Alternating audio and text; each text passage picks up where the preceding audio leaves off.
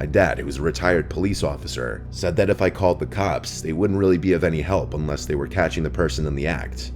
My dad advised me to not go outside late at night for a while, don't answer the door, and if it persists, that he'd come to town and spend a few days with me. So that was the advice I followed. The next morning, the first thing I did was check the storm door for another note, and part of me died inside when I saw another note stuck to the glass. This one said, "I like to watch you." I took a picture of it with my phone and sent it to not only my family, but Michelle as well.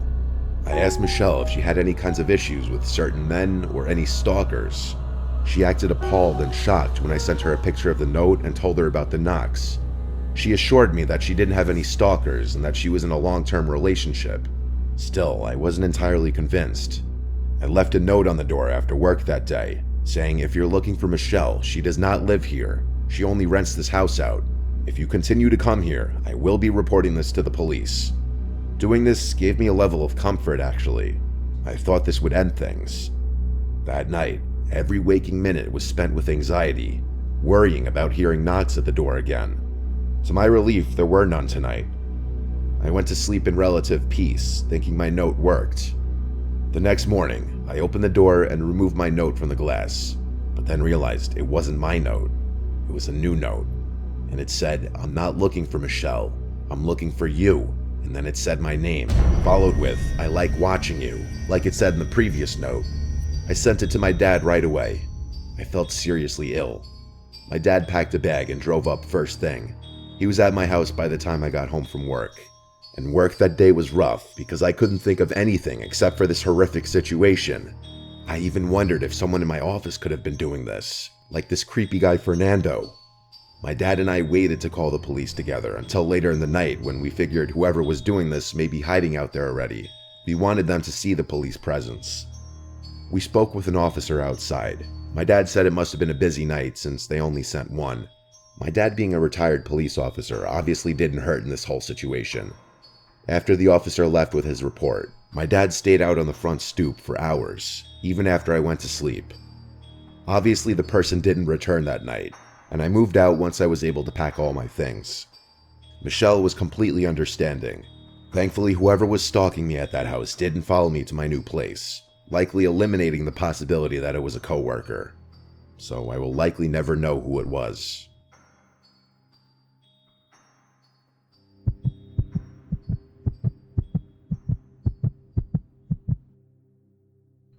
I'll be honest with you, I've probably spent more time chasing women than I'd like to admit. I've had to tone it down a lot since college, partly because of what I'm about to tell you. I went to school in California, and while I haven't been back in a while, when I was there, the culture was very open. And when I say open, I mean sexual. This honestly could have been true for other colleges in other states at the time, but I really wouldn't know. It was my sophomore year, and I had just finished pledging the fraternity Pike. About halfway through the semester, though, I was getting sick of only talking to sorority girls that seemed to know half the guys in every frat. It was honestly a little gross, and I started developing a fear that every girl I was interested in had been with several people I personally knew. I tried my luck and created a Tinder profile. It wasn't long before I matched with someone whose interests seemed to match mine. We started talking, and things were going well. After a few days, we made plans to meet up at a local college bar called Tap House on a Saturday night. This was actually my favorite bar in the area because it had pool tables and I had been clearing racks since I was 10 years old. I remember getting there a little early so I could secure a table and warm my muscles up a bit. An hour passed though, and I came to terms with the fact that I had probably been stood up. I was trying to decide whether I should salvage the night or just go home and play online chess when I got a notification. To my surprise, it was Yamel, the girl I was waiting on, telling me she had just arrived. I greeted her, and she apologized for being late. We got some drinks, played some pool, and got to know each other. She was Latina and a heavy drinker, so I got plastered just trying to keep up. At one point, she asked for my Instagram, which I gave to her.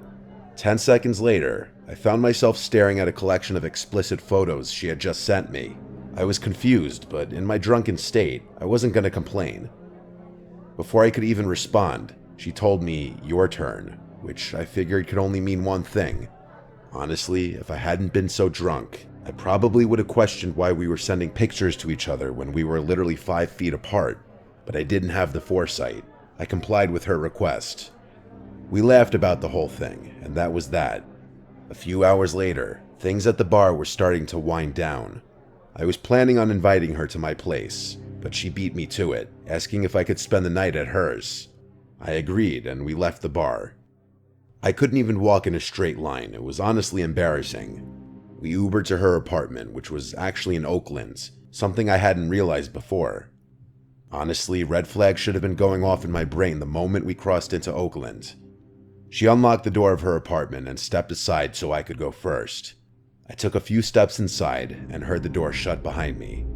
It was pitch black in there. As I was turning around to ask her to flip some lights on, the room lit up. To my horror, I wasn't facing a harmless 5'2" girl anymore.